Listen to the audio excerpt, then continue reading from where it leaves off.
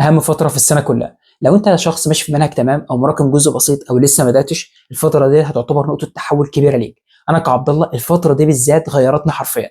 بدات درجات الشوامل تزيد، يعني خلصت كل المتراكم عليا، دخلت ايام المراجعه وانا حاسس ان ده شكل شخص يعرف يقفل امتحان اخر السنه. فانا عايز اعرفك القواعد والنصائح اللي انا عملتها ديت، فبجد الفيديو هيفيدك جدا. لو انت شخص مراكم هعرفك 3 خطوات هتمشي عليهم يخلصوا لك التراكمات في اقل من اسبوع، وده اللي انا كنت ماشي عليه في ثالثه ثانوي وحاليا مستمر بيها، فالطريقه دي هتنفعك جدا. وكمان الاشخاص اللي لسه ما تقوش، انا عاوزك تكمل الفيديو لاخر ثانيه عشان في حاجه كده ليكم وميزه كمان هعرفك عليها. انا متاكد ان الفيديو ده هيبقى نقطه تحول كبيره ليك، فعاوزك تكمل الفيديو للاخر. وكمان زي ما احنا متعودين انا قافل اعلانات من كل فيديوهات القناه، يعني مفيش حاجه هتاخد عليها ذنوب ولا اي حاجه هتضيع لك وقتك. فعاوزك كده تضغط لايك وانت مرتاح انك مش هتاخد ذنوب خالص، وكمان شير فيديو لاصحابك، ممكن يكون ده السبب اللي ربنا يكرمك في اخر السنه. وما تنساش بقى قبل ما نبدا الفيديو تشترك في القناه وتفعل زر الجرس عشان يوصلك كل الفيديوهات في وقتها. اول حاجه طبقتها والله العظيم فرقت معايا جامد وغيرت لي الدنيا دي كلها، اللي انا ثبتت ميعاد للمذاكره. طب اللي هو ازاي؟ احنا مشكلتنا كلنا اللي احنا بنربط مذاكرتنا بمزاجنا، بمعنى انك لما تيجي تقول انا ليا نفسي اذاكر تقوم راح مذاكر، فمذاكرتك عادت مرتبطه جدا جدا جدا بمزاجك. وده يؤدي ان لو حصل مثلا انك خدت درجه وحشه في الدرس، حصل موقف بسيط في البيت، حد يزعلك، نفسك تتقفل بالمذاكره وحرفيا اليوم كله يضيع انك ما تذاكرش حاجه. وانا متاكد ان دي كانت مشكلتك ومشكلتك حاليا لانها مشكلتي انا كمان. حل الموضوع ده والله العظيم بعد تجربه طويله جدا في ثانويه عامه، وحرفيا يعني رايح جاي يمين شمال، اكتشفت لما انا ثبتت ميعاد المذاكره. الفتره ديت بالذات انا ثبتت ميعاد مذاكرتي كانت من الساعه 6 اللي هو المغرب تقريبا للساعه 2 او 3 او للفجر عادي، وده كان ميعاد مذاكرتي في الوقت ده بالظبط زي ما انت تسمعني. او لو انت مثلا في شهر واحد او اتنين نقلت مذاكرتي لمذاكره الفجر اللي هي الفيديو اللي فات، انا قلت لك تفاصيلها وكل حاجه، وده كانت مناسبه جدا للمراجعه وعايز اذاكر اوقات طويله، ده كان نظام مناسب جدا للفتره دي. فانا عايزك لو انت تيجي في شهر واحد او اتنين تشوف الفيديو اللي فات هيفيدك جدا. الفكره مش في الميعاد، الفكره انك تثبت ميعادك. بمعنى لو مثلا انت سمعتني وقلت خلاص انا هثبت مذاكرتي الساعه 8 بالليل او هثبت مذاكرتي الساعه 4 العصر، مفيش مشكله. لكن فكره انك هتثبت ميعاد، يعني مثلا انا قاعد مثلا بتكلم مع مامتي او بتكلم مع حد في البيت، فجاه لقيت الساعه مثلا اللي انا ثبتها الساعه 4 جت، اقوم راح على طول قايم جري ابدا مذاكرتي. بعد تطبيق النظام ده لمده اسبوع، انت الساعه مثلا اللي انت حددتها هتكون مركز مصحصح، مفيش حاجه شغلاك، هتنسى بقى مزاجي وليا نفسي وده كله، وهتبقى مرتبط بديسيبلين وكوميتمنت حرفيا. هتبقى في كلمه اسمها كوميتمنت في حياتك وديسيبلين، ملتزم. ما عادتش بقى مزاجك وليا نفسي اذاكر والحاجات دي كلها هي اللي هتحركك. ففكر معايا، لما انا اكون ملتزم في مذاكرتي حرفيا انا ما عدتش هراكم، لانك بتراكم لانك دايما بتوصل لمرحله انك مزاجك مرتبط بمذاكرتك، فيؤدي انك ما تذاكرش في الاخر بسبب حاجه زعلتك. طبق النقطه ديت وهتفيدك جدا. النقطه الثانيه، احنا الفيديو ده طويل جدا فعذرا عذرا، يعني ريت تكمل الفيديو للاخر تمام. احنا قاعدين كده كوبايه قهوه او كوبايه نعناع اللي خلصت ديت ونكمل نتكلم مع بعض. هي خلصت بجد. وكمان في الاشخاص اللي لسه ما بدأوش والاشخاص المراكمين لهم كمان نقط في اخر الفيديو. الفيديو حرفيا مفيد جدا. نيجي بقى عبد الله لنقطه التو دو ليست. بصوا يا جماعه، انا اقول لك حاجه، انا هعتبر نفسي ما بحبش التو دو ليست، بس انا لما جيت اجربها فتره والله العظيم الفتره دي كانت تقريبا في نص سنه، كانت في شهر 3 وشهر 2.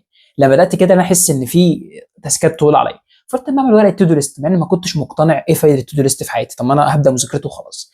لكن انا لما مثلا لما يكون ورايا ثلاث مثلا تاسكات، مذاكره درس في الفيزياء، درس في الكيمياء، درس في العربي، جبت تو دو ليست وكتبت التاسكات ديت، بدات اشتغل، خلصت التاسك الاولاني، اعلم صح التاسك الثاني، اعلم صح التاسك الثالث، اعلم صح. لما جربت الطريقه ديت انا اعتبرت نفسي ان انا كنت عايش في عالم حرفيا ما كانش له لازمه. انا لما اجي ابدا مذاكرتي وما كنتش عامل تو دو ليست، لما اجي افكر في المذاكره بحس نفسي ان انا بفكر في اللي عليا والتراكمات وامتحان اخر السنه، وحرفيا بحس ان الدنيا كلها بفكر فيها وانا بذاكر. لكن لما اكون عامل ورقه تو دو ليست، التاسك الاولانيه بركز عليها خلصت، اعلم عليها ترو.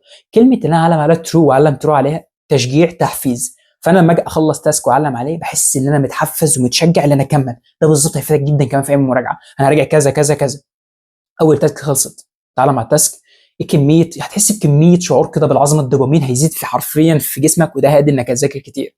والله العظيم يا جماعه بتكلم بجد، انا بقول حاجات نفعت معايا، انا مش يعني بقول حاجات انا مثلا بحس عنها، لا دي حاجه نفعت معايا جامد. التو دو ليست فوائدها كتيره جدا، جرب تطبقها. نيجي بقى لاكتر حاجه ممكن تكون شغلك الفتره دي زي ما كانت شغلاني جدا. انا عايز افهم ايه الحاجه اللي انا ممكن اعملها تفرق ما بيني مثلا وبين الشخص التاني اللي مش وصل للكليه ومجموع، بعد توفيق ربنا طبعا، بعد توفيق ربنا. لكن انا عايز اعرف ايه الحاجه اللي انا المفروض اعملها تميزني عن الشخص التاني اللي مش هيجيب مجموع، او معنى صح ايه الحاجه اللي هتميزني عشان اعرف اوصل لاول الجمهوريه. اسمع مني الجمله ديت واقسم بالله العظيم خليك فاكر الكلمه دي مني، انت لما تخلص السنه دي تيجي تقول لي انت كان عندك حق في النقطه دي. الاستمراريه. انا اكتشفت الموضوع ده بعد ما خلصت السنه، مش ذكاء، مش اي حاجه خالص، هي الاستمراريه. بمعنى انك تكون مستمر الفتره ديت، ومستمر شهر واحد، ومستمر شهر اتنين، ومستمر طول السنه، هو ده اللي هيفرق ما بينك وبين اي شخص تاني. عشان كده الاشخاص المتفوقين والمتميزين ساعات نقطه الاستمراريه تقع منهم، في خمول بيجي لهم في شهر واحد واتنين. لكن الشخص اللي بيكون ملتزم ومستمر من اول السنه هو ده اللي هيوصل. يعني الاستمراريه هي مفتاح الوصول بعد توفيق ربنا طبعا، يعني توفيق ربنا 99 و99% تمام. لكن تاني حاجه الاستمراريه، خليك فاكر الجمله دي مني. عشان كده في اشخاص بيكونوا متفوقين جدا جدا بيجي لهم لحظه خمول في الفتره ديت فينزلوا، فتلاقي دايما الشخص الشاطر كان معروف ما وصلش، والشخص اللي ما كانش شاطر قوي وصل. ليه؟ لان الشخص اللي ما كانش شاطر ده ولا اهتم بشكله ولا اي حاجه، لا انا عاوز استمر، انا عاوز اوصل. دفعه في الاستمراريه هو حرفيا ده سبب وصوله. افتكر الجمله دي مني. والله العظيم انا مستني اي حد ما يوصل لمجموع او يرتب من اول الجمهوريه هيجي يقول لي حرفيا الكلمه دي كان عندك حق فيها. الاستمراريه مفتاح الوصول. اكتب الجمله ديت في ستيك نوتس وعلقها على الحيطه، يعني بجد والله هتفيدك جدا. نيجي بقى يا عبد الله، لو انا شخص مراقب، ايه الثلاث خطوات اللي انت قلت عليهم؟ لان انا قاعد معاك ومركز في الفيديو، تمام. نشرب كوبايه النعناع اللي هي خلصت. ثلاث خطوات: ورقه وقلم واكتب كل الحاجات اللي متراكمه عليا، فصل في الفيزياء، فصل في الكيمياء، فصل في الاحياء، فصل في الجيولوجيا. الجيولوجيا انت لسه ما بداتش فيها، ما تخافش عادي، لسه بدري عليها. ومثلا وحده انجلش او وحده انجلش، دي التراكمات اللي عليا. ده اول خطوه ايه؟ اول خطوه كتبت كل التراكمات اللي عليا. ثاني خطوه ارتب التراكمات على حسب الاولويه، بمعنى انا كعبد الله على تراكمات هتبقى اهم حاجه الفيزياء، ثم الكيمياء، ثم الاحياء، ثم الانجليش. دي ترتيب التراكمات اللي عليا، تمام. ثالث خطوه اللي انا هبدا اوفر وقت ثابت اسبوعيا لها، بمعنى انا كشخص ممكن اوفر ساعه في اليوم للتراكمات، او انا عاوز اوفر يوم الجمعه جزء للتراكمات. فايده الحاجات ديت انك ما تاثرش على الجديد، لانك لو انت مأثر على الجديد عشان تخلص التراكمات، انت كده جايب كوبايه او سله حاطط فيها ميه ومخرومه، تفضل كل شويه تحط هتتكب كده لوحدها. لكن لما تكون حاطط وقت ثابت للتراكمات ومحافظ على الجديد، هيجي لحظه قدام انك هتوصل وخلصت كل التراكمات اللي عليك. جرب الثلاث خطوات دول وانت هتلاقي حرفيا في تطور وتقدم انك تخلص كل التراكمات اللي عليك، تمام. واوعى ابدا تقول لنفسك ادام انا عندي تراكمات ومقصر ودرجات دروس وحشه فهل انا كده شخص مش هوصل. انا كشخص كان عندي تراكمات درجات وحشه، لكن بعد توفيق ربنا طبعا، عشان عارف الناس بيكتبوا في الكومنتات كده اللي هو يا ابني ما هو بعد توفيق ربنا. يا جماعه اكيد اكيد الفتره ديت لازم تمر بها فترات وحشه، لكن الفكره زي ما انا قلت ذكاء اوف سكسس تكون مستمر. نيجي بقى عبد الله، لو انا شخص لسه ما بداتش، او انا شخص مراقب، او انا شخص حرفيا حاسس كده بكسل وخمول في المذاكره، وحاسس كده ان انا مع اني حاسس كده ما عادش نفسي اذاكر. تعال اقول لك حاجه، لو انت لسه ما بداتش او حاسس بشعور سيء جدا وحاسس كده انك مش مستمتع بدراستك، هقول لك بص، اسمع مني الكلام ده، انا متحمس قوي في الفيديو. بص يا جماعه، لو انت لسه ما بداتش او مراكم ومش عارف تاخد خطوه انك تخلص كل اللي عليك، ومش عارف تحس كده ان في ضغط عليك ومش عارف تخلص منه، جرب تعمل الطريقه دي. واوعى ابدا تكسل وتقول طب ما هي سهله وانا جربها اعملها. انت سامعني في اي وقت دلوقتي صح؟ والله العظيم انا سميت اليوم ده لحد دلوقتي انا بعمله. انا كمامور فتره وحشه بقوم رايح ماسك اليوم ده اعمله، وحرفيا بنتهي من كل الشعور السيء واللي انا مكسل ابدا واللي انا عندي احباط، وكل ده بيخلص في ثانيه. والله العظيم عملت الموضوع ده وكتب لك كتير جدا، وكان يعتبر ده يوم بحس كده يوم حرفيا واشنج لللايف بتاعتي، يعني بغسل حياتي كلها من السواد اللي فيها ومن الحاجات السيئه اللي فيها. بفضل اقرا قران لحد ما اوصل مثلا للساعه 1 او 2 لحد ما اتعب، وبعدين اصلي قيام الليل، واصلي على قد ما اقدر، واصلي الشفع والوتر، واصلي الفجر، واجي انام اصحى ابدا اقرا قران، اروح اصلي الظهر في الجامع، اجي اقرا قران، اروح اصلي العصر، وهكذا اصلي كل الصلاه جماعه وافضل اليوم كله قران. اليوم ده تقول لي طب انا كده ما ذاكرتش وما رحتش الدروس بتاعتي. اه لو انت هتروح دروس اكيد روح، لكن لو انت حاسس انك بجد ما بداتش ومشيت نفس الحياه كلها، ممكن تاخد بريك من الدروس وتعمل الحاجه دي. تاني يوم راحة نفسية، راحة بال، ليك نفس تذاكر، مستمتع بالحياة، حاسس في أمل يا ابني. ربنا ملخص الموضوع كله، لو أنت مش عاوز تبدأ، مش ليك نفس وحاسس بإحباط وحاسس إنك مش هتوصل، أنت مقصر مع ربنا. لما تعمل اليوم ده بالخطوات اللي قلت لك عليها، أنا بعتبر اليوم ده كواشنج داي لماي لايف كلها حرفيا، اللي أنا يوم ده اعتبر بغسل حياتي كلها. كل كم يوم كده في الشهر أو يوم في الشهرين بعمل الحاجة ديت، بحس إن أنا اتشحنت 100% باور. هترجع شغفك، هترجع عزيمتك، ربنا هيكون معاك، وده اكتر حاجه ممكن نكون كلنا محتاجينها، توفيق ربنا.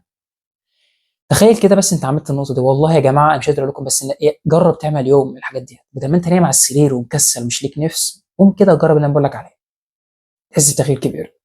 لا، عشان احنا ساعات كده بناخد كلمه اللي انا هبدا بكره هبدا بكره كحجه اللي انا ما ابداش. بس افهم ان المشكله مش فيك، المشكله انك مقصر مع ربنا، المشكله مع علاقتك مع ربنا. قوم صلي، قوم اقرا قران، ادعي ربنا كتير، اغسل نفسك عشان نبدا بجد. انا لسه ما بداتش، ابدا يا معلم، الوقت معاك. هتقول لي طب الوقت معايا ازاي يا عبد الله؟ الميزه بقى اللي بقول لك عليها للناس اللي لسه ما بداوش، في فتره كبيره جدا هتيجي للناس اللي هو هتلاقي مدرس واخد اكتر من اسبوعين 3 اسابيع بيراجع للقديم. الفتره دي انت هتكون مستمر انك تخلص القديم بتاعك، هتخلص انك تذاكر من الاول. الميزه انك هتكون بتذاكر القديم وحرفيا بتراجع في نفس الوقت. اقدر اقول لك ان 99% من الناس اللي انتوا بتسمعوني دلوقتي، اللي يكون مثلا هم متابعين من الاول وكده، هيكون نسيوا الفصل الاول والثاني، اذا ما كانش في ناس نسيت الفصل الثالث، صح؟ فكلنا هيبدا نراجع من اول وجديد. انت شخص لسه ما بداتش، حاول انك تذاكر من الاول، وهتلاقي فتره بريك كبيره جدا للمدرسين ليك انت كمان تلحقهم. فالوقت معاك والجدول معاك وكل حاجه معاك. اللي مش معاك توفيق ربنا، ربنا مش معاك. حاول تبدا الاول انك تخلي ربنا بس معاك، وتدعي ربنا كتير. يا جماعه هو ده اللي كلنا محتاجينه. افهم ان الوقت معاك، لكن المشكله فيك انت، انت علاقتك مع ربنا مقصر فيها. تمام. الفيديو طول، الله اعلم، بس اعتقد الفيديو طول، فانا ورايا مذاكره دلوقتي وصلاه الفجر هتبدا، فاليوم بتاعي يكون طويل. فلما اجي اعمل يوم زي ما قلت لكم موشنج داي ماي لايف، انا ممكن اعمل فلوج لليوم ده ونشاركه كلنا. حرفيا هيكون يوم عباره عن بريك من المذاكره، بس هيكون يوم فيه قرب من ربنا اكتر واكتر واكتر. تمام. اتمنى تكون استفدت. انا تعبت يا جماعه والله، نعناع لسه مش كوبا فاضيه. يلا بقى عشان نبدا مذاكرتنا. اتمنى تكون استفدت. تشجع اللايك، سبسكرايب، الكومنت بتاعك، الشير، تمام، لاي حد من صحابك. يلا بينا نبدا مذاكره. الفيديو طول، انا عمال اتكلم كتير في اخر الفيديو، بس يا عم احنا قاعدين بندردش مع بعض يعني. ده انت بتضيع وقتك كتير في كل حاجه في اليوم، يعني فيديو ربع ساعه مش هيأثر معانا. فيلا كده الفيديو خلص، روح لمذاكرتك. تمام، سلام.